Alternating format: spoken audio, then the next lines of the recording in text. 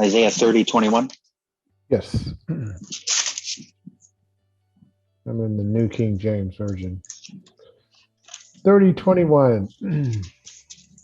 It says, your ears shall hear a word behind you saying, this is the way, walk in it. Whenever you turn to the right hand or whether you turn to the left. And I just think that scripture, a lot of times when God speaks to us, a lot of times, I don't know, I do sometimes. A lot of times we overthink. God says go, and we gotta, like the disciples asking, well, when is this going to happen? And what's this going to do? And sometimes we, like he told Abraham to go, Abraham said, well, where am I going? What am I going to do when I get there? All these type of things. So this says, this is the way you should walk in it. And I've had a couple I've shared with you before, I guess, a couple of experiences, testimonies that where God told me to go and against what I wanted to do. In fact, he told me to go to work at a certain job in a certain city, which was on my list of do not go. And when God spoke to me, I was like, no question. And even people saying, oh, you shouldn't do that. It's going to be, nothing's good going to come out of there. Like nothing good comes out of Bethlehem, and I did, and the results were just way beyond my expectation. God told me to move to Sacramento. Like, I didn't want to, no, I didn't want to do that. But when he told me, and the voice I heard, it was like, no question. And I say, well, where am I going to go? Where am I going to work? What's going to, what, when, where, and how? That was not an issue. They said go. And like I said, the blessings were, because there were people telling me, oh, you shouldn't do that. Don't follow the kids. Don't do this. Don't do that. And I'm sure I would have still been blessed if I hadn't done it, but not to the magnitude that I've been blessed now. That move to that, it was told me to work at a place, it was, I don't know if you know the Bay Area, Castro Valley. And this is during the 90s, just a lot of racial tension. And so Castro Valley was not a place where people of color would set up shop. And like I said, that was on my list. I'm not working there in a way. I'm going to sell real estate there. It's not going to happen. And then God told me to go there, and my career just flourished in that city. And I got all kind of awards for salesperson of the month. My wall was covered. And it was just an area that I just wasn't going to do it. And, but when God tells you to go, you should walk in it.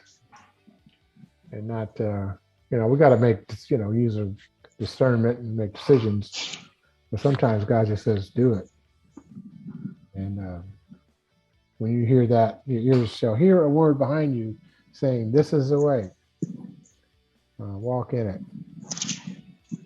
So that just reminded me of several times that I've done that. I see that from that scripture. I received that you cannot have doubt and have faith. And the best representation of the strength of your faith is through your obedience. When you hear God, truly hear God's voice, and he is telling you what to do. If your doubt comes in, I'm not prepared. God has not provided. It's not me. I can't do this. Not me. How? All those questions, that fear that sets in, the inadequacies, all that doubt, that is an attack on your faith. And that's when you have to trust in God, that he will provide. If he calls you, obey. In John, he said, you love me, you'll obey my commands. Indeed. Also says, my sheep know my voice. Right. So we have to be obedient and be able to hear God's voice. I like that because what is it? There's so many there's so much symbolism in the Bible, right? But a lot of times we kind of, at least personally, I either overcomplicate or oversimplify a message. And I think we look at the sheep as they're guided, they have a purpose, they produce. It's a monetary system. They use sheep as their livelihood.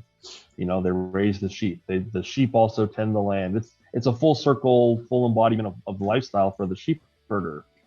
But the sheep knows the voice of the master because the master has worked with those sheep day in, day out, every morning, every night.